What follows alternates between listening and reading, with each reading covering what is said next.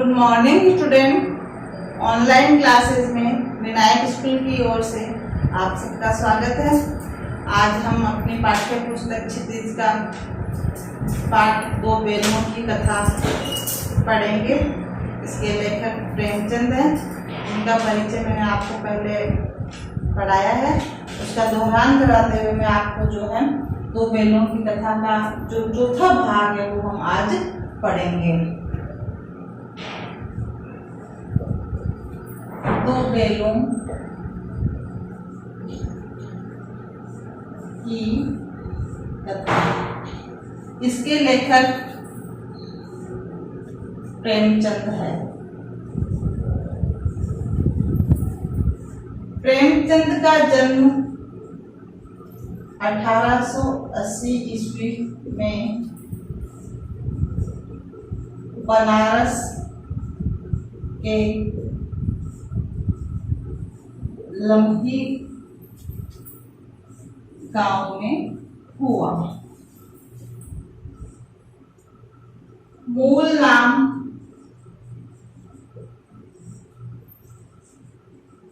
धनपत राय था। देहांत इनका 1936 ईस्वी में हुआ। इनकी जो कहानियां है ये कहानियां मानसरोवर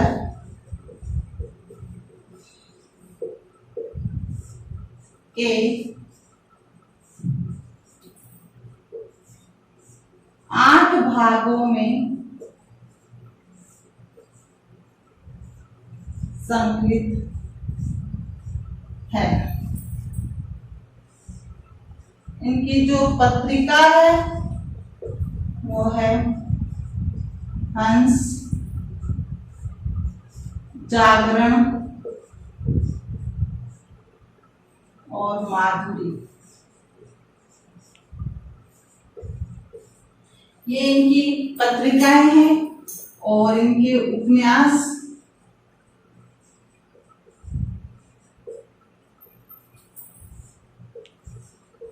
कायाकल्प, प्रेमाश्रम,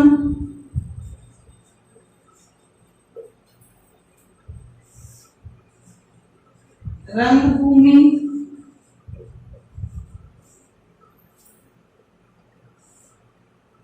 कर्मभूमि,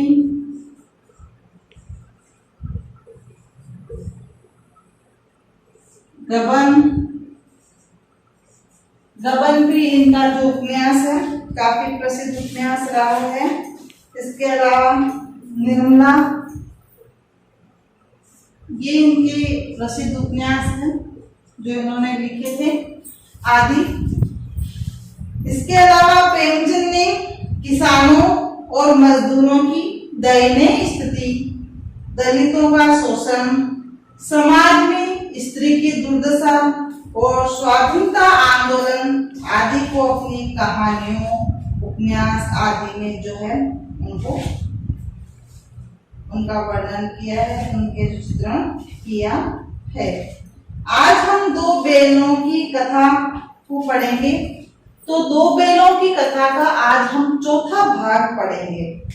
3 भाग में हमने देखा दो बेल हीरा और मोती। उनका प्रथम मालिक जो होता है वह झूरी काछी होता है और ये दोनों जो बेल होते हैं ये झूरी काछी के पास बछाई जाति के होते हैं। उसके प्रेमत्व की भावना से इतने अधिक ओतप्रोत हो जाते हैं कि अपने मालिक को ये छोड़ना नहीं चाहते। झूरी काछी अपने साले को इन बैलों को देता है। साला जो है उसका वो उसे अपने गांव लेके जाता है। उस बहुत परिश्रम करके ले जाना पड़ा क्योंकि वो जाना नहीं चाहते थे, ना को चने चबाने पड़े। लेकिन वहां से भी बैल जब उसने बांधे और रात तो जो सोता पड़ गया था, सभी जो है गांव के लोग रात्रि में सो गए थे, तो बैल ने अपना पगाहा जो था पगैये को तोड़ा एक झटके से और वापस झूरी काछी के थान में आके खड़े होते हैं। सवेरे देखते हैं कि वहां पे वापस दोनों बैल खड़े हैं। उन्हें गांव के लोग बच्चे इकट्ठे होते हैं, बैलों को पुरस्कार में गुड़ रोटी चोकर जो है भूसी आदि प्राप्त होता है। फिर वापस दूसरे दिन जो है गया उसे वापस ले जाता है दोनों बैलों को। वहां जाकर मोटे जो है गराव से उन्हें बांध देता है और उनकी खूब पिटाई करता है। लेकिन जब वहां पे एक बालिका जो भैरों की बेटी होती है वह उन बैलों की दशा को जान जाती है, क्योंकि वही उसकी दशा होती है कि उसकी जो पहली माँ है वो मर चुकी होती है, उसकी दूसरी माँ होती है। अब बैलों का जो पहला मालिक झूरी काछी है उसने अपने साले गया को दिया, जिसका भी दूसरा मालिक है। आज तक जो बैलों को झूरी काछी ने कभी मारा नहीं, फूल की डाली से छुआ नहीं, लेकिन गया ने उनकी खूब जो है पिटाई की और सूखा भूसा उन्हें खाने के लिए दिया। तो उनकी जो स्तुति थी बैलों की वो बच्ची पहचान जाती है। उसकी प्रेमत्व की भावना से वो बच्ची अपनी ही भोजन में से 2 रोटी बचा कर लाती है रात्रि को और दोनों बैलों को एक एक रोटी खाने को देती है। ये प्रेमत्व की भावना से उनकी क्या एक रोटी से भूख तो शांत होती नहीं, लेकिन वह प्रेम मिल जाता है तो उससे वो अपनी तृप्ति कर लेते हैं। उसके बाद वो दोनों बैलों को जो है छोटी बच्ची एक दिन रात्रि में खोल देती है। बैल वहां से भाग 9 तो 11 होते हैं, भाग जाते हैं और जाकर कई दिनों तक उन्होंने हरा नहीं खाया था। तो एक जो खेत था उसकी मेड़ पे खड़े होकर देखते हैं कि मटर की बेलें लगी हुई है और उसमें घुसकर वह मटर की जो है हरा घास खाते हैं, मटर खाते हैं। वहां पर उन्हें जो है खेत के मालिक है वो पकड़ लेते हैं और कौंधी होश में डाल देते हैं। कौंधी होश जहाँ पे आवारा पशुओं को जो है रखा जाता है, तो वहां पर जो आवारा पशु है उन्हें पूरे दिन में खाने और पानी पीने को नहीं मिलता है। बैलों को पूरे दिन में कुछ भी खाने को नहीं मिला। ऐसा पहली दफा हुआ था कि बैलों को पूरे दिन में खाना और पानी कुछ भी नहीं मिला। दोनों आपस में बात करने लगे कि जान निकल जाएगी। वहां पे जितने भी आवारा पशु थे वो एकदम ऐसे थे जैसे मरने ही वाले हैं, मुर्दे की तरह पड़े थे बिना भोजन के। तो दोनों नमक की दीवार थी उसको चाटना शुरू किया। देखा दीवार कच्ची है, दोनों ने क्या किया कि उस कच्ची दीवार को तोड़ दिया। अब वहां पर तोड़ने लगे, एक पे एक चोट करने लगे। इतनी देर में चौकीदार आ जाता है। तो हम 2 बैलों पर था कि चौथे भाग को यहाँ तक जो है पड़ चुके थे। दोनों मित्रों को कौंधी होश में डालने के बाद पहली बार ऐसा साबिका पड़ा था कि सारा दिन बीत गया और खाने को एक तिनका भी न मिला। समझ में नहीं आता था ये कैसा स्वामी है, इससे तो गया फिर भी अच्छा था, कम से कम सूखा भूसा तो खाने को देता था। कई तो वहां कौंधी होश में भैंसें थी, कई बकरियां थी, कई घोड़े थे और कई गधे, पर किसी के सामने चारा न था। सब जमीन पे मुर्दों की तरह पड़े थे। कई तो इतने कमजोर हो गए थे कि खड़े भी न हो सकते थे। सारा दिन दोनों मित्र फाटक की ओर टकटकी लगाए देखते कि कोई आए तो पानी लेके आए, कोई आए तो जो है भोजन लाए, भूसा लाए, पर कोई चारा लेकर न आता दिखाई न दिया। तब दोनों ने दीवार की नमकीन जो दीवार थी वो चाटनी शुरू कर दी। इससे क्या तृप्ति होती, भूख शांत होती? नहीं। रात को भी जब कुछ भोजन न मिला तो हीरा के दिल में विद्रोह की ज्वाला दहक उठी। मोती से बोला, अब तो नहीं रहा जाता मोती। मोती ने सिर लटकाए हुए जवाब दिया, मुझे तो मालूम है प्राण निकल रहे हैं भूख के मारे। जाओ दीवार तोड़ डाले। हम क्या करें, आओ दीवार को तोड़ दें। मुझसे तो कुछ भी नहीं होगा, भूख के मारे जाने की जा रही, हिम्मत ही नहीं है, दीवार कैसे तोड़ेंगे। बस इसी मुद्दे पर अकड़ते थे। एक दिन में सारी अकड़ निकल गई। बाड़े की दीवार कच्ची थी, हीरा मजबूत था ही। अपने नुकीले सींग दीवार में गड़ा दिए और जो मारा तो मिट्टी का एक चिपड़ निकल आया। फिर तो उसका साहस बढ़ा। इसने दौड़ दौड़ कर दीवार पर चोट की और हर चोट में थोड़ी थोड़ी मिट्टी गिरने लगी।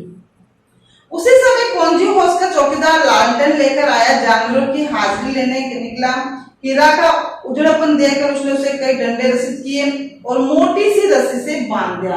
लालटेन लेकर जो आया चौकीदार, उसने देखा ये हीरा जो बैल है ये क्या कर रहा है, काफी जो है बदमाशी कर रहा है, उद्दंड है, दीवार तोड़ रहा है। तो उसने उसके गले में एक मोटी सी रस्सी बांधी।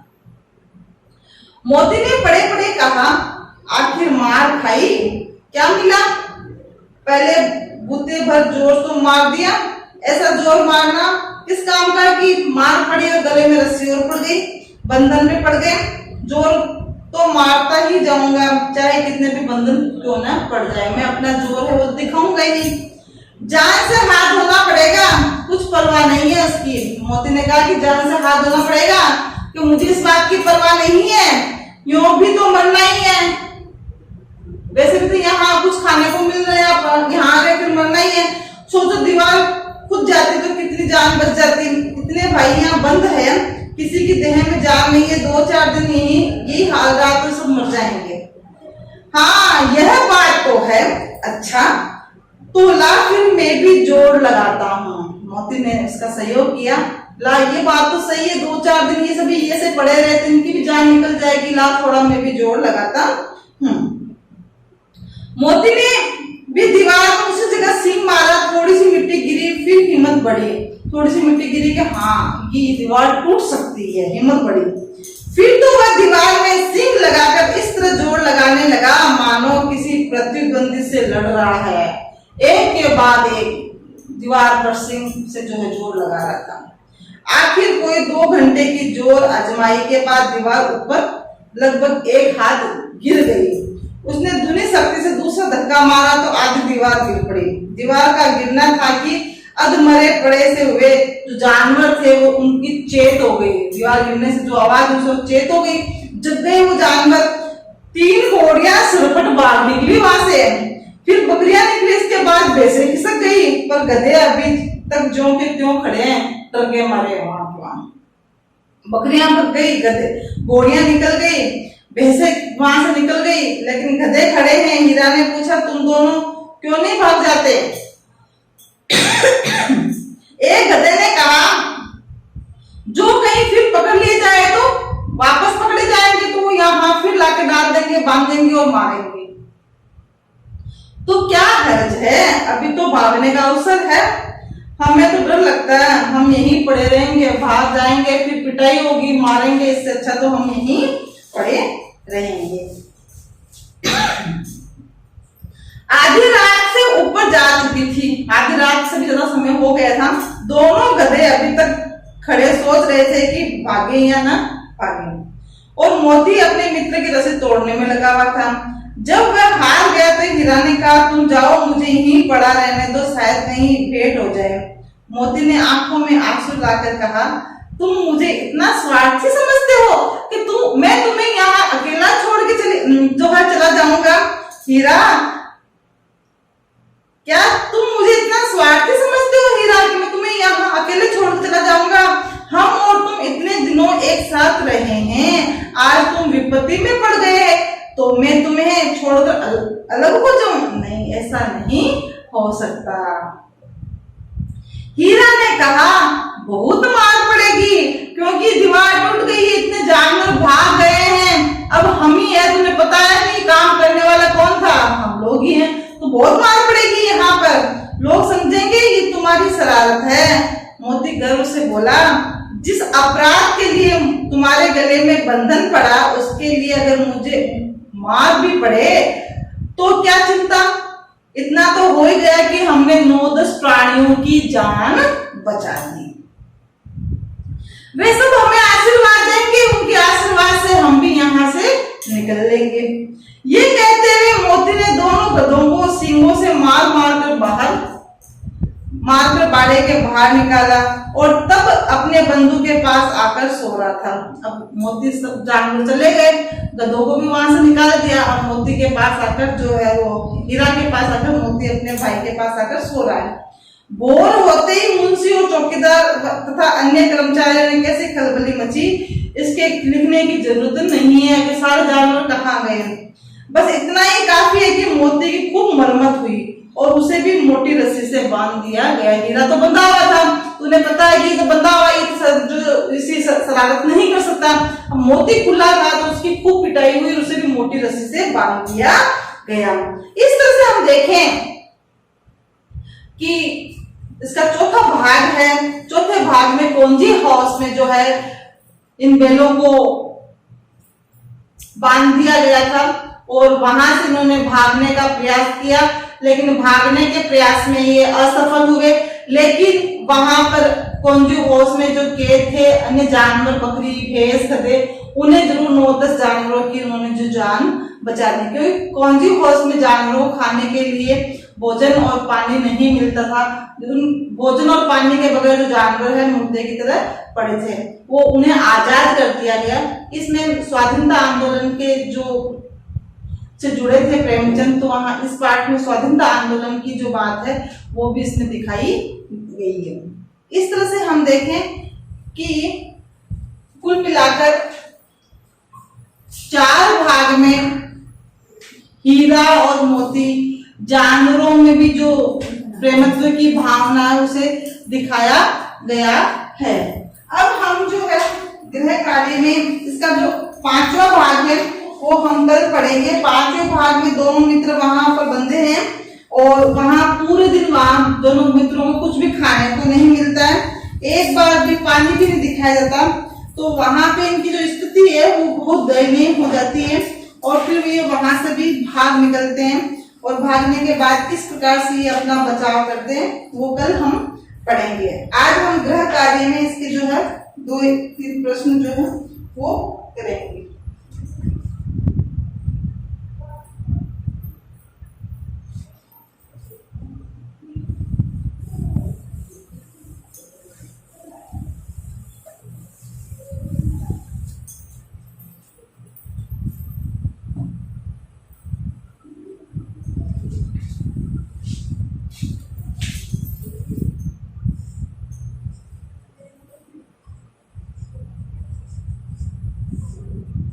गृह कार्य में जो पहला प्रश्न है, कोंजू हाउस में हीरा मोती ने कम से कम 9-10 प्राणियों की जान बचाई थी, उस पर आधारित जो प्रश्न है।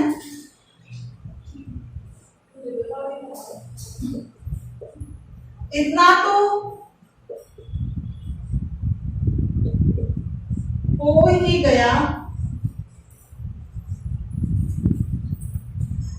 कि 9-10 प्राणियों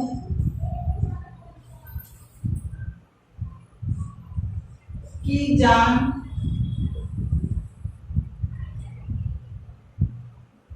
बच गई।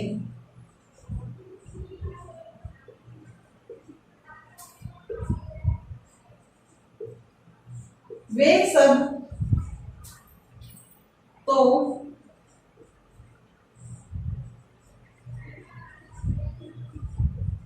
आशीर्वाद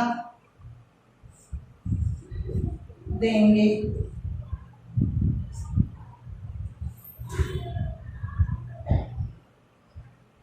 मोती के इस कथन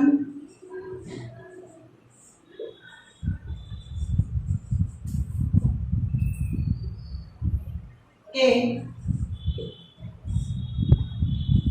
आलोक में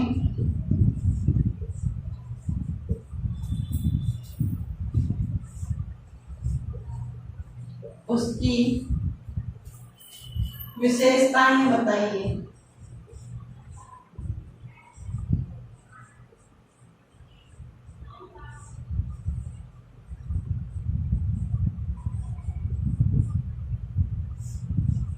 प्रश्न संख्या 2, इतना तो हो ही गया कि 9-10 प्राणियों की जान बच गई, वे सब तो आशीर्वाद देंगे।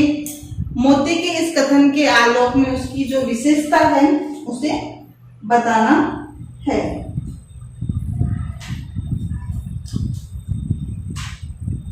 इसके अलावा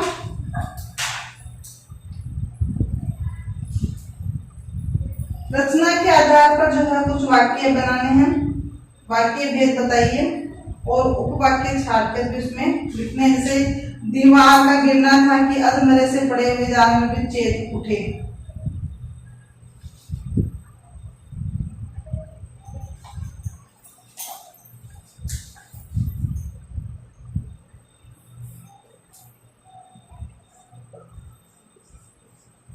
हीरा मोती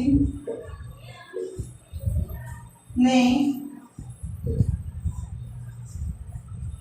शोषण के खिलाफ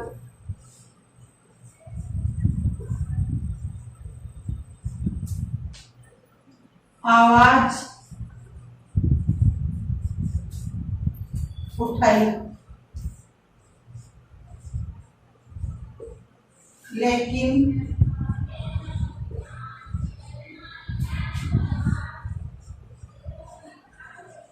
उसके लिए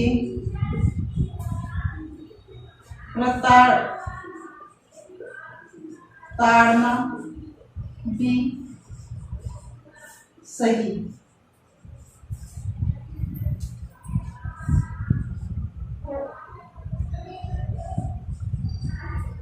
हीरा मोती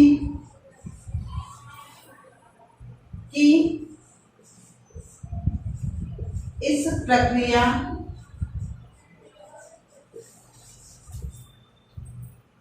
पर तर्क सहित अपने विचार प्रकट करें।